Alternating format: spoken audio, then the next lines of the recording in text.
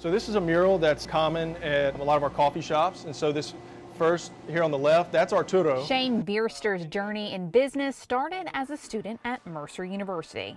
I started Z-Beans after a Mercer on mission trip the summer of 2016. So we went down to Ecuador to see if coffee was a viable alternative to gold mining.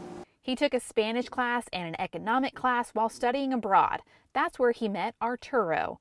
Arturo toured him around the country, introducing him to coffee farmers in the area. Agriculture in Ecuador really is life.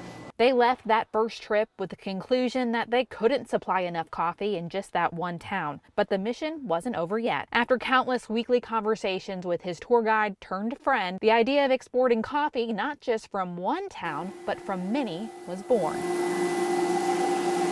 His journey started with coffee only, but that wasn't enough for Shane. While the coffee business was doing well, it only provided work for the local residents once a year. And so what I wanted to do was try to find a way to create daily jobs. And what I landed on was chocolate. My focus has been, since building Z-Beans, is to make one thing a non-negotiable, and that is that we're going to pay our farmers really well for the hard work that they're putting in to produce quality product. And in January of 2020, they opened their own chocolate processing facility in Zaruma, the namesake, or rather where the Z in Z-Beans comes from. We do all of the processing, at the chocolate factory. Just like our coffee, we buy from small farmers throughout Ecuador, and we process it down and refine it to 1 kilogram blocks.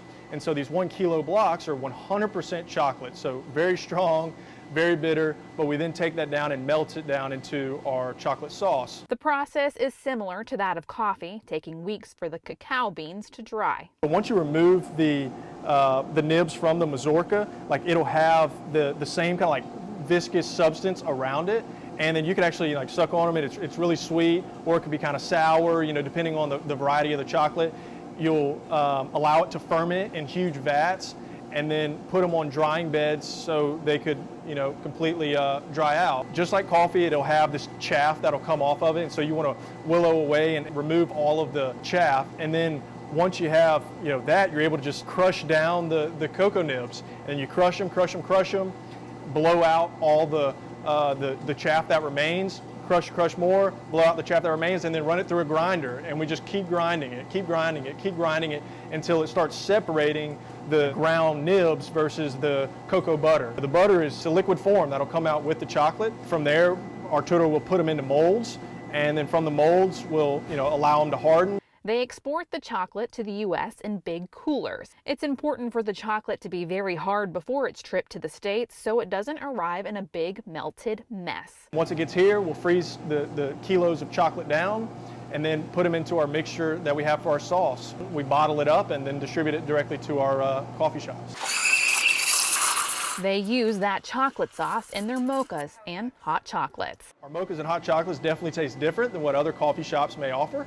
But it's something that I'm proud of, and a difference that I was willing to withstand because I know the hard work and the quality of the product that we're able to push out. Don't just take his word for it. Try a mocha or hot chocolate yourself at one of the several Z-Beans locations in Georgia. In Bibb County, I'm Jennifer Parson, reporting for the Farm Monitor.